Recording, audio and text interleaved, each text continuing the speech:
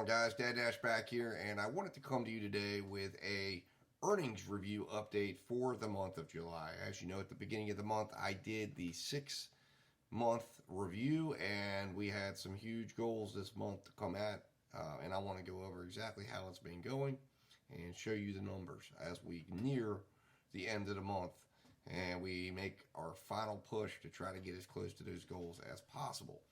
As you know, my goal, I upped my daily goal to $110 a day, and my goal was to work 20 days a week. So we're going to see how well I did, how well I've done, and if we have time yet to reach those goals or exceed those goals. So guys, without further ado, I'm going to jump in here and share my screen with you.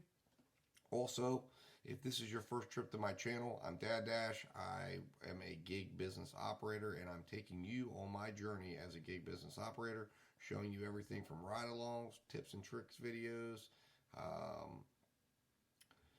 order breakdowns, and earnings reviews. I'm showing you everything. So if you're curious about the gig economy, if you're thinking about joining it, this is the place you want to be so you can see what it's like on a daily basis. And I'm going to try to bring you the realest perspective.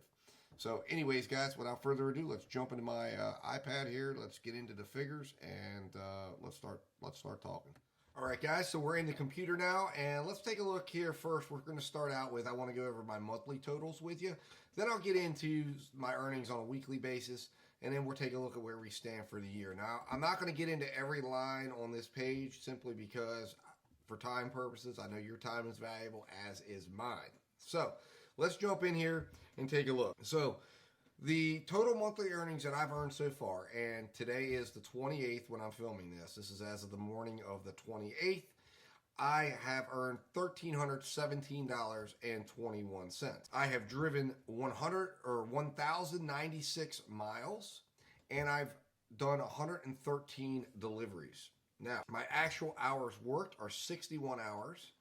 And my actual delivery hours are 44 hours. And I want you to remember that this is one of the most important things you want to watch, and especially watch as you look at the areas and territories that you're working, is trying to get these two figures to match up. Because if this is really high and this is really low, then there's a problem. And it's either with your market, it's either with your order acceptance methodology, but there's a problem that exists, and you need to try to do everything you can to try to figure out how to close that gap. And there's a figure I'll show you exactly that can kind of represent to you exactly what that looks like. So the actual order value, which is another representation here of these two figures, and putting it in dollar figures, the actual order value for the month so far has been $21.59. And what is actual order value? That is the value of the orders that you've accepted, represented in an hourly basis.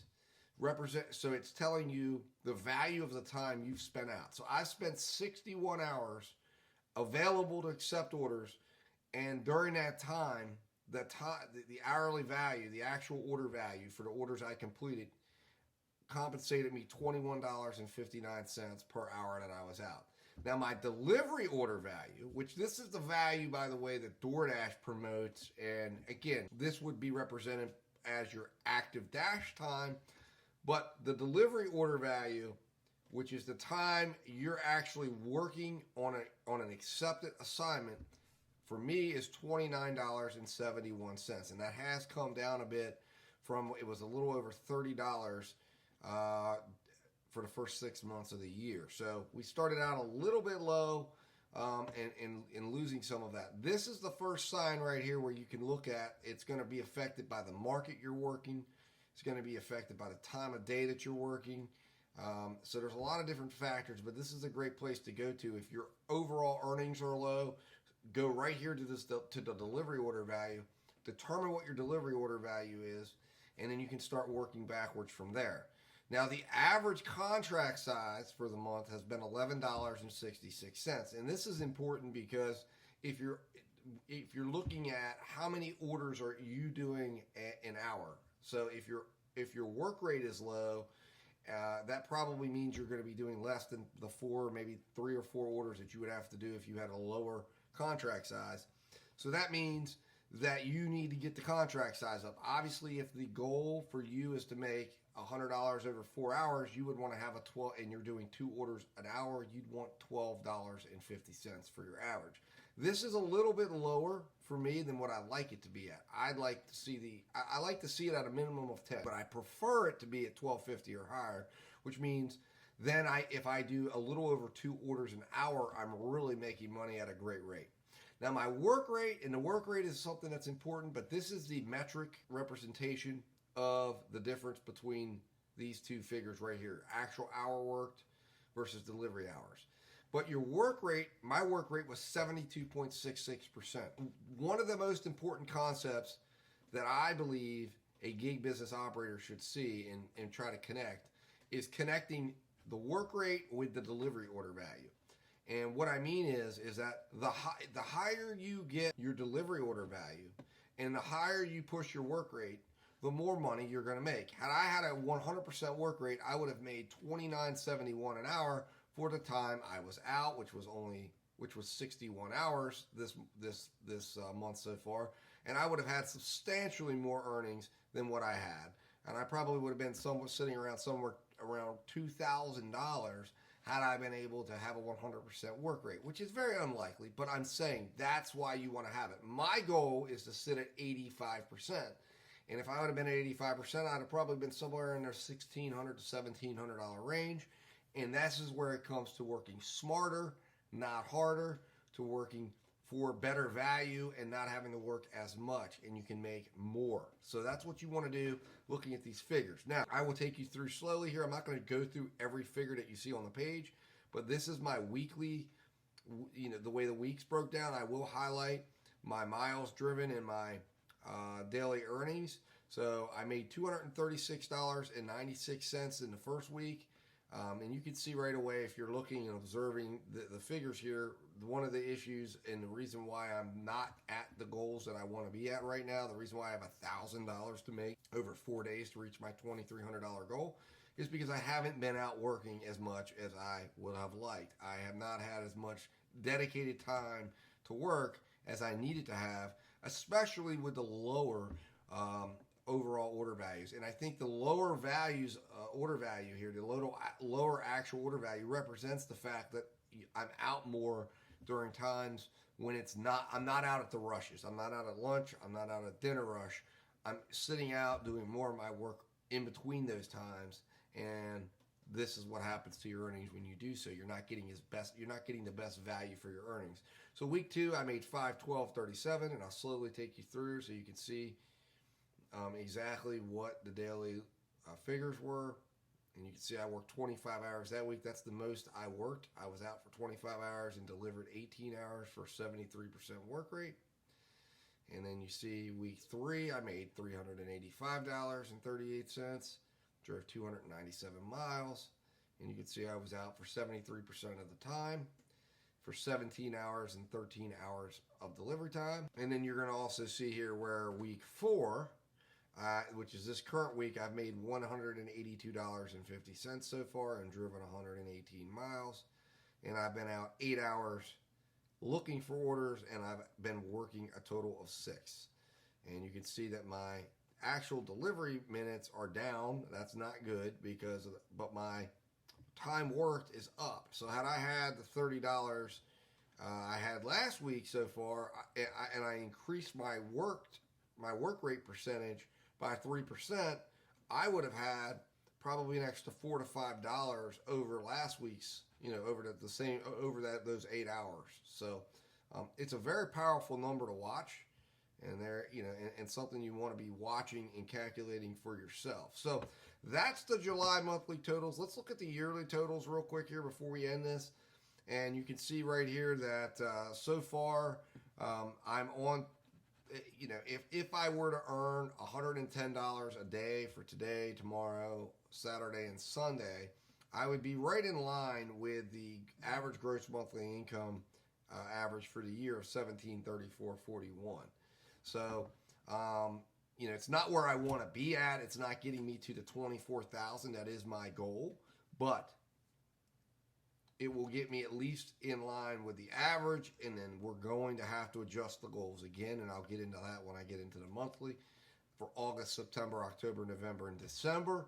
And it is summertime, so if there's a time when you're not going to work as much, if there's a time when you're going to get a little light on the goals and you're going to put your time elsewhere, this is the time to do it if you have the ability to do so.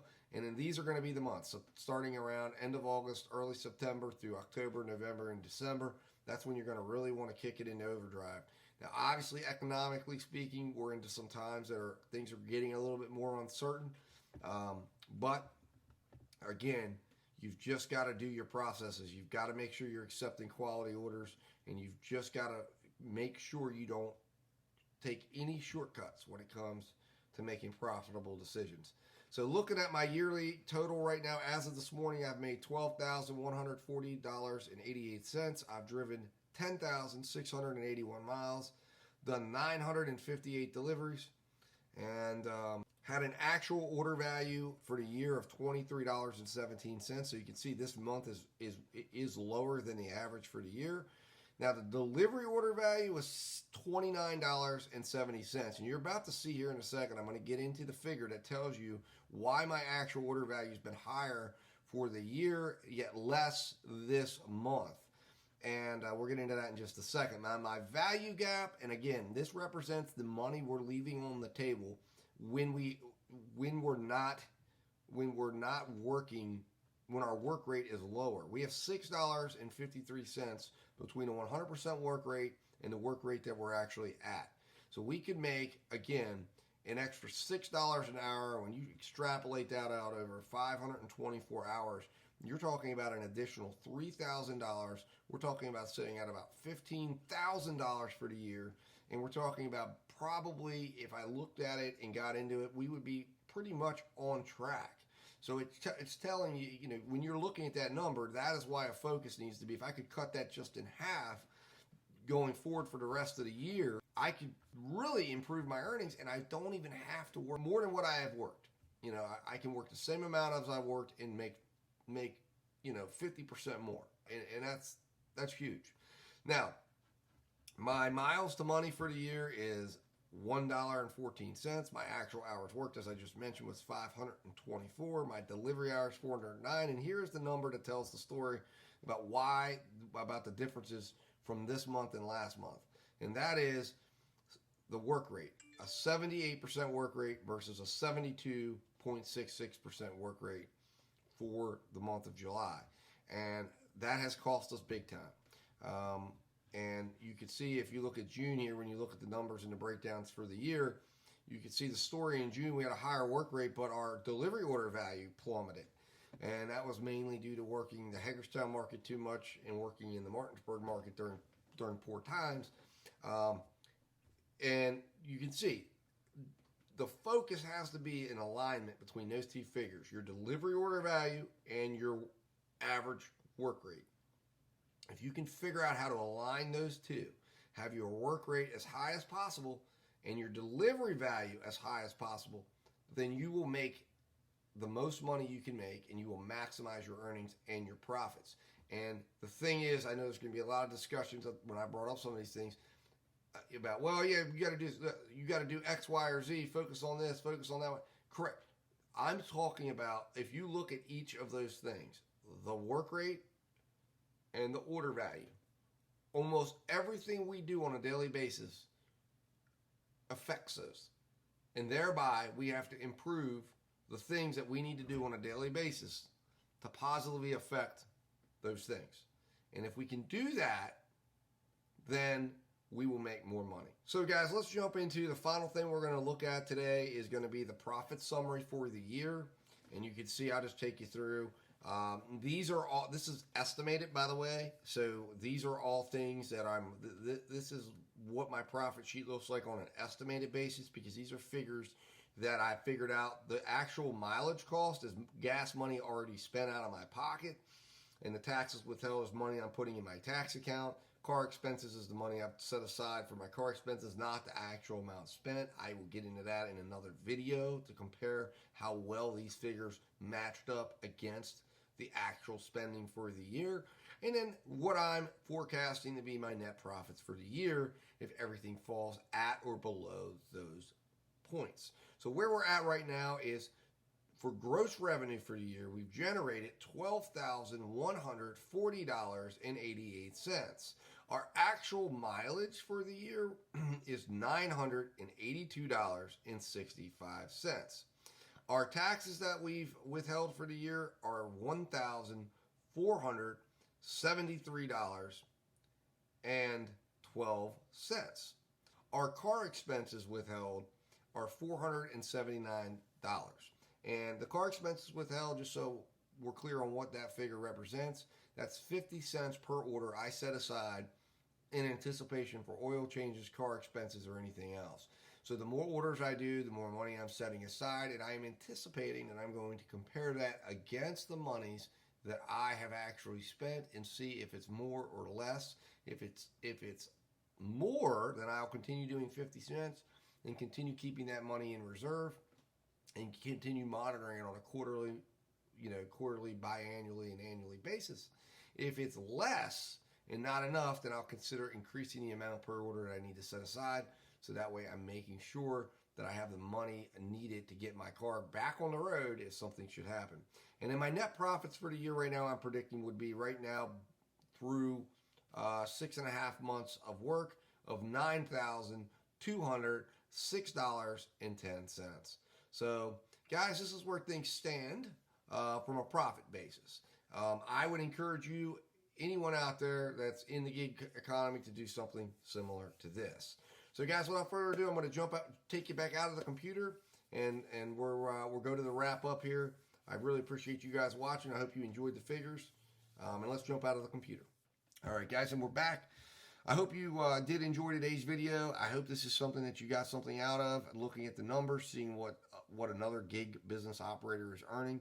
And again, I want to make sure it's clear, the way I'm earning is obviously I'm doing it a little different than what probably a lot of people are, because it is my sole way of earning money, but it is not my sole purpose on a daily basis. I am fortunate enough to have a partner with me and my wife who is able to earn a lion's share of the money that we need to operate on a monthly basis. So what you're seeing, the earnings that are on the page here, are for spending purposes. So it's more or less, we spend less if I make less. And when we need more, I go out and work more. So it's a little bit obviously different than some people are who are earning the bills and doing that. But I wanted to just show you what it looks like from that perspective, so you can see just what it looks like and the hours that you're working, and taking a business-like approach to it, I think, is important, regardless of whether you're doing it ultra part-time, full-time,